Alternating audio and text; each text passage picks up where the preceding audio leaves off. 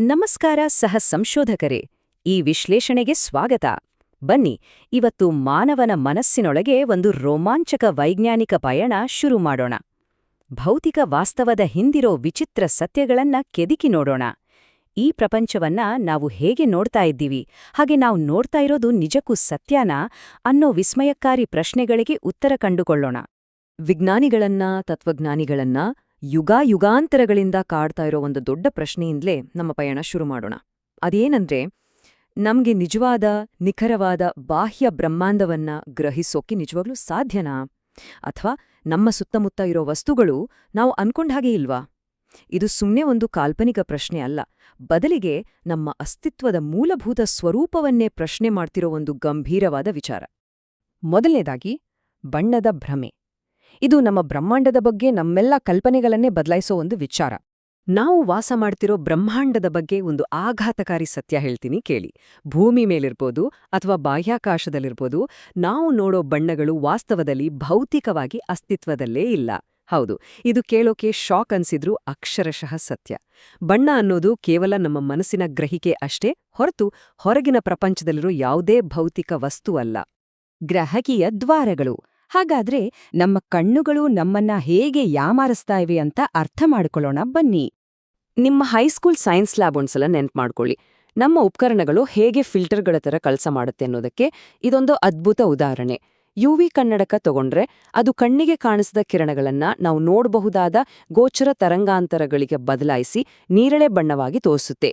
ಅದೇ ರೀತಿ ಮೈಕ್ರೋಸ್ಕೋಪ್ ಅಂದ್ರೆ ಸೂಕ್ಷ್ಮದರ್ಶಕ ಬೆಳಕಿನ ಕಿರಣಗಳನ್ನ ಬದಲಾಯಿಸಿ ಒಂದು ಸಣ್ಣ ಅಮೀಬಾನ ತುಂಬಾ ದೊಡ್ಡದಾಗಿ ಕಾಣೋ ಹಾಗೆ ಮಾಡುತ್ತೆ. ಇವೆರಡು ಉಪಕರಣಗಳು ವಾಸ್ತವವನ್ನ ನೇರವಾಗಿ ತೋರ್ಸಲ್ಲ, ಬದಲಿಗೆ ಒಂದು ಮಾರ್ಪಾಡಿಸಿದ ಆವೃತ್ತಿಯನ್ನ ಮಾತ್ರ ನಮಗೆ ತೋರಿಸ್ತಾ ಇವೆ, ಅಲ್ವಾ? ಇಲ್ಲಿ ನಾವು ಗಮನಿಸಬೇಕಾದ ಮುಖ್ಯ ಅಂಶ ಏನಂದ್ರೆ, ಈ ಯುವಿ ಕನ್ನಡಕಗಳಾಗಿರ್ಬೋದು ಅಥವಾ ನಮ್ಮದೇ ಜೈವಿಕ ಕಣ್ಣು, ಕಿವಿ, ಮೂಗು, ನಾಲಿಗೆ ಮತ್ತು ಚರ್ಮ, ಇವೆಲ್ಲವೂ ಕೇವಲ ಇಂದ್ರಿಯ ದ್ವಾರಗಳಷ್ಟೇ, ಅಂದ್ರೆ ಸೆನ್ಸರಿ ಪೋರ್ಟಲ್ಸ್. ಹೊರಗಿನ ಪ್ರಪಂಚದ ಮಾಹಿತಿಯು ನಮ್ಮ ಮೆದುಳನ್ನ ತಲುಪುವ ಮೊದಲೇ ಇವು ಆ ಡೇಟಾನ ಭಾಷಾಂತರಿಸಿ ವಾಸ್ತವವನ್ನ ಮಾರ್ಪಾಡು ಮಾಡಿಬಿಡ್ತವೆ. ಫೋಟಾನ್ ಅನ್ನು ಹಿಡಿಯೋದು. ಈಗ ಸೂರ್ಯನಿಂದ ನಮ್ಮ ಮನಸ್ಸಿಗೆ ಶಕ್ತಿ ಹೇಗೆ ಬರುತ್ತೆ ಅಂತ ಹಂತಹಂತವಾಗಿ ನೋಡೋಣ. ದೃಷ್ಟಿಯ ಕಾರ್ಯವಿಧಾನ ಅನ್ವೇಷಣೆ ಮಾಡ್ತಿರೋ ವಿಜ್ಞಾನಿಗಳಾಗಿ ನಾವು ಇದನ್ನ ಪಕ್ಕಾ ಮ್ಯಾಪ್ ಮಾಡಬಹುದು.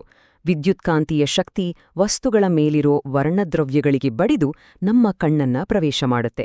ಅಲ್ಲಿ ಅದು ಕಚ್ಚಾ ವಿದ್ಯುತ್ ಸಂಕೇತಗಳಾಗಿ ಅಂದ್ರೆ ಎಲೆಕ್ಟ್ರಿಕಲ್ ಸಿಗ್ನಲ್ಸ್ ಆಗಿ ಬದಲಾಗುತ್ತೆ. ಗಮನಿಸಿ, ಅದು ತನ್ನ ಮೂಲ ಬೆಳಕಿನ ರೂಪದಲ್ಲಿ ಮಿದುಳಿನೊಳಗೆ ಎಂದಿಗೂ ಪ್ರವೇಶ ಮಾಡೋದೇ ಇಲ್ಲ. ಇಲ್ಲೊಂದು ಇಂಟ್ರೆಸ್ಟಿಂಗ್ ಟ್ವಿಸ್ಟ್ ಇದೆ ನೋಡಿ. ನಮ್ಮ ಮಾನವ ನರಗಳ ಮೂಲಕ ಹರಿಯೋ ಆ ವಿದ್ಯುತ್ ಸಂಕೇತಗಳಲ್ಲಿ ಯಾವುದೇ ಬಣ್ಣ ಅಥವಾ ಶಬ್ದದ ಗುಣಲಕ್ಷಣಗಳು ಇರೋದೇ ಇಲ್ಲ. ಅವು ಕೇವಲ ಖಾಲಿ ಡೇಟಾ ಪ್ಯಾಕೆಟ್ಗಳಷ್ಟೇ.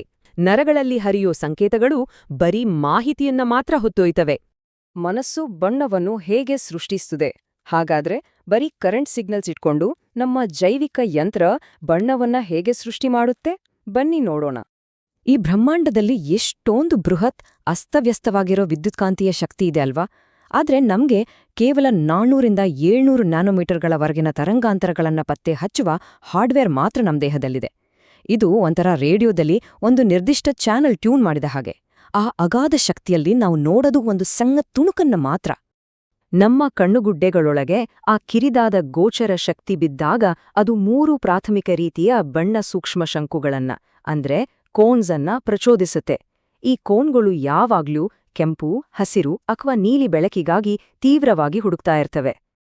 ಆಮೇಲೆ ನಮ್ಮ ಮೆದುಳಿನ ಲ್ಯಾಬ್ನಲ್ಲಿ ಏನಾಗುತ್ತೆ ಅನ್ನೋದು ನಿಜಕ್ಕೂ ವಿಸ್ಮಯ. ಯಾಕಂದ್ರೆ ಈ ಕೆಂಪು ಮತ್ತು ಹಸಿರು ತರಂಗಾಂತರಗಳು ಸೇರಿದ್ರೆ ಅದು ಕೆಂಪು ಹಸಿರು ಮಿಶ್ರಣ ಆಗಲ್ಲ, ಬದಲಿಗೆ ಅದೊಂದು ಮ್ಯಾಜಿಕ್ ತರ ಹಳದಿ ಬಣ್ಣದ ಗ್ರಹಿಕೆಯನ್ನ ಪ್ರಚೋದಿಸುತ್ತೆ. ಯೋಚ್ನೆ ಮಾಡಿ, ಇದು ಬರೀ ಭೌತಶಾಸ್ತ್ರ ಅಲ್ಲ, ಮಿದುಳು ಮಾಡ್ತಿರೋ ಜೈವಿಕ ಜಾದೂ. ಇನ್ನೊಂದು ಮೈಂಡ್ ಬ್ಲೋಯಿಂಗ್ ವಿಚಾರ ಏನಂದ್ರೆ, ಈ 3 ಪ್ರಾಥಮಿಕ ಕೋನ್ಗಳು ಒಂದೇ ಬಾರಿಗೆ ಆಕ್ಟಿವೇಟ್ ಆದ್ರೆ ಆ ಕತ್ತಲಿನ ಪ್ರತ್ಯೇಕ ಇನ್ಪುಟ್ಗಳಿಂದ ನಮ್ಮ ಮನಸ್ಸು ಶುದ್ಧ ಬಿಳಿ ಬೆಳಕಿನ ಅದ್ಭುತ ಪ್ರಕಾಶಮಾನವಾದ ಗ್ರಹಿಕೆಯನ್ನ ಸೃಷ್ಟಿ ಮಾಡುತ್ತೆ. ಇದಕ್ಕೆ ತದ್ವಿರುದ್ಧವಾಗಿ ಕಪ್ಪು ಅನ್ನೋದು ಒಂದು ಬಣ್ಣವೇ ಅಲ್ಲ ಅಂತ ವಿಜ್ಞಾನಿಗಳು ಹೇಳ್ತಾರೆ. ಕಣ್ಣಿಗೆ ಯಾವುದೇ ಫೋಟಾನ್ಗಳು ಬೀಳದೇ ಇದ್ದಾಗ, ಅಂದ್ರೆ 0 ಫೋಟಾನ್ಸ್ ಇದ್ದಾಗ, ನಮ್ಮ ಮನಸ್ಸು ನಿರ್ಮಿಸೋ ಒಂದು ಖಾಲಿ ಶೂನ್ಯವೇ ಈ ಕಪ್ಪು. ವಾಸ್ತವದ ಕ್ಯಾನ್ವಾಸ್. ಈ ಎಲ್ಲಾ ಡೇಟಾನ ಒಟ್ಟಿಗೆ ಸೇರಿಸಿ ನಮ್ಮ ಸುತ್ತಮುತ್ತಲಿನ ಜಗತ್ತು ಹೇಗೆ ನಿರ್ಮಾಣ ಆಗಿದೆ ಅಂತ ಅನಾಲಿಸಿಸ್ ಮಾಡೋಣ. ನೀವು ಸುತ್ತಮುತ್ತ ನೋಡಿ, ಬಣ್ಣ ಇಲ್ಲದ ಯಾವ್ದಾದ್ರೂ ಒಂದು ಆಕಾರನ ಹುಡ್ಕೋಕ್ ಸಾಧ್ಯನಾ? ಖಂಡಿತ ಇಲ್ಲ. ಯಾಕಂದ್ರೆ ಆಕಾರ ಅನ್ನೋ ಕಾನ್ಸೆಪ್ಟನ್ನೇ ಸೃಷ್ಟಿ ಮಾಡಕ್ಕೆ ನಮ್ಮ ಮನಸ್ಸು ಎರಡು ಬೇರೆ ಬೇರೆ ಬಣ್ಣಗಳ ಮಧ್ಯೆ ಕೃತಕ ಗಡಿಗಳನ್ನು ಎಳೆಯುತ್ತೆ. ಆ ಗಡಿಗಳೇ ನಾವು ನೋಡೋ ಆಕಾರಗಳು. ಇದು ನಮ್ಮ ವಿಜ್ಞಾನಯಾನವನ್ನ ತುಂಬ ಸುಂದರವಾಗಿ ಸಮರೈಸ್ ಮಾಡುತ್ತೆ. ಭೌತಿಕ ಬ್ರಹ್ಮಾಂಡಕ್ಕೆ ನಾವು ಕೊಡೋ ಪ್ರತಿಯೊಂದು ಗುಣಲಕ್ಷಣವೂ, ಅದು ಆಕಾರವಾಗಿರ್ಬೋದು, ಬಣ್ಣವಾಗಿರ್ಬೋದು, ಸಂಪೂರ್ಣವಾಗಿ ನಮ್ಮ ಒಳಗಿನ ಮಾನಸಿಕ ಯಂತ್ರದಿಂದ ತಯಾರಾಗಿದ್ದು ಅನ್ನೋದು ಇದರಿಂದ ಸ್ಪಷ್ಟವಾಗತ್ತೆ. ಹಾಗಾದ್ರೆ ಈ ವಿಶ್ಲೇಷಣೆಯನ್ನ ಮುಗಿಸೋ ಮುನ್ನ ನಾವೆಲ್ಲರೂ ಯೋಚಿಸಬೇಕಾದ ಒಂದು ರೋಚಕ ಪ್ರಶ್ನೆ ಇದೆ. ನಮ್ಮ ಮನ್ಸು ವಾಸ್ತವದ ಮೇಲೆ ನಿರಂತರವಾಗಿ ಈ ರೀತಿ ತನ್ನದೇ ಆದ ಇಂದ್ರಿಯಗಳ ಮಾಯೆಯನ್ನ ಅಂದ್ರೆ ಸೆನ್ಸರಿ ಮಿರಾಜನ್ನ ಚಿತ್ರಿಸ್ತಾ ಇದ್ರೆ, ಆ ಕತ್ತಲಲ್ಲಿ ನಮ್ಮ ಗ್ರಹಿಕೆಯ ಆಚೆಗೆ ನಿಜವಾದ ವಸ್ತುನಿಷ್ಠ ವಾಸ್ತವ ಹೇಗಿರ್ಬೋದು? ನಿಜಕ್ಕೂ ಅಲ್ಲಿ ಅಡಗಿರ್ಬೋದೇನು? ಇದನ್ನ ಒಂದ್ಸಲ ಯೋಚನೆ ಮಾಡಿ.